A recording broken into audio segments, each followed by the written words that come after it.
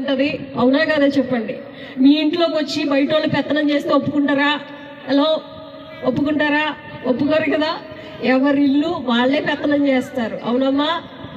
మరి భూమి ఆకాశాలను సృష్టించిన దేవుడు, ఆయనకే మహిమ చెందాలి, ఆయనకే ఆధిపత్యం చెందాలి, ఆయనకే ఘనత చెందాలి. హల్లెలూయా, హల్లెలూయా.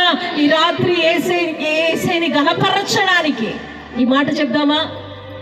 ఆయనకే మహిమ, ఆయనదే రాజ్యం, ఆయనే పాలకుడు, ఆయనే ఆధిపత్యం చేసేవాడు. హల్లెలూయా. అందరు లేచి నిలబడదామా? మిమ్మల్ని చూస్తే నాకు కూడా చాలా బాధగా ఉంది. మీ చింతలన్నీ పక్కన పెట్టండి. ఒక చిన్న కథ చెప్తాను. ఒక ఫారినర్ అంట అమెరికా దేశం నుండి ఇండియాకి వచ్చాడంట.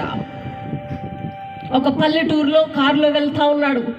కారులో వెళుతున్న ఈ వ్యక్తి వైపు, ఈ కారులో వెళ్తున్న వ్యక్తికి ఒక ముసలమ్మ కనిపించింది.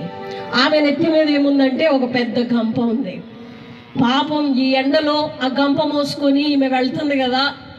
అయ్యో, ఈమెను పాపం ఆ కారులో ఎక్కించుకుందామని కారు ఆపి, అమ్మ కారులోకి ఎక్కువ అన్నాడంట. ఈ తల్లి కారు ఎక్కి ఆ గంపను కూడా తన ఒళ్ళోనే పెట్టుకొని కూర్చుందంట.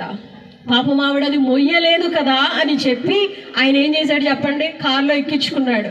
ఎక్కించుకున్నప్పుడు పక్కన పెట్టుకోవచ్చు కదా, మళ్ళీ దాన్ని ఒళ్ళోనే పెట్టుకుందంట.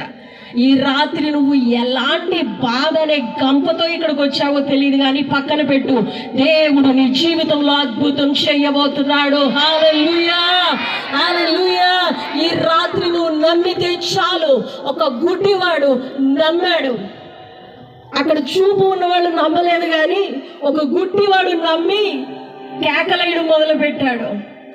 చూపును పొందుకున్నాడు. హల్లెలూయా.